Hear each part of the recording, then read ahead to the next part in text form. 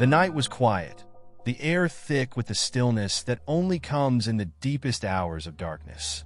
I had slipped into a dreamless sleep, exhausted from the day's events, my mind blissfully unaware of the chaos that was about to unfold. In the dead of night, a silent monster began to creep through my bedroom. The fire started small, a flicker of flame in the corner, but it quickly grew, fueled by the dry wood and fabric that filled the room. The flames spread with terrifying speed, licking up the walls and engulfing everything in their path. As the fire inched closer to my bed, I found myself in the middle of a vivid dream.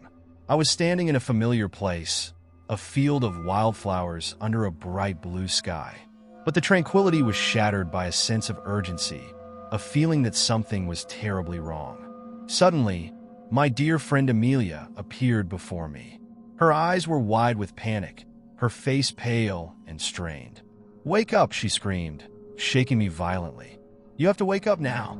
I could feel her hands on my shoulders, her grip tight and desperate.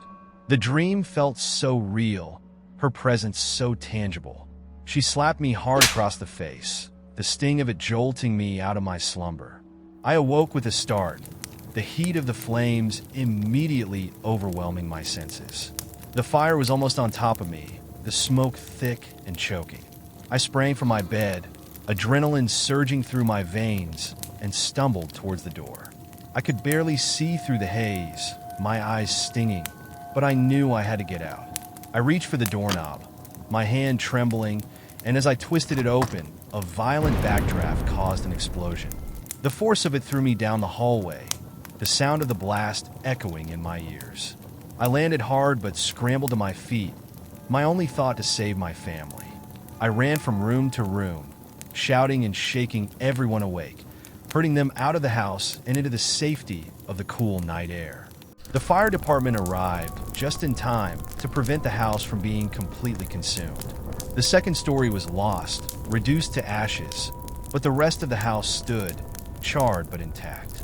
We were all alive, miraculously unharmed except for a few minor burns and bruises. It wasn't until later that day, as the shock began to wear off and reality set in, that I received the devastating news. Amelia had drowned in her bathtub the night before, a victim of a sudden epilepsy seizure. The realization hit me like a punch to the gut. She had died, yet she had been there, in my dream, saving me. The questions swirled in my mind, impossible to ignore. Had I died and jumped timelines, finding myself in a reality where I could be saved? Or had Amelia's spirit visited me, using her last moments to protect her friend? As I stood in the ruins of my home, the smell of smoke still lingering in the air, I couldn't shake the feeling that I had been touched by something beyond this world. Amelia had been there, guiding me to safety, ensuring that I lived to see another day. Some things are beyond explanation, beyond the realm of science and logic. Whether I had crossed into another timeline or been visited by a guardian angel, I would never know for sure. But one thing was certain.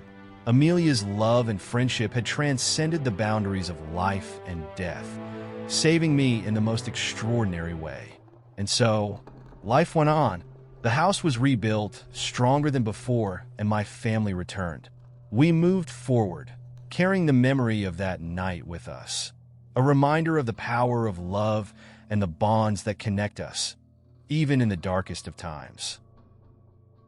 Did this story really happen? Or was it just the overworked imagination of a writer? Did we get you on this one? Is it real or fake? Have you heard this story before? Or does it sound like something you may have heard? Or did we just make the whole thing up?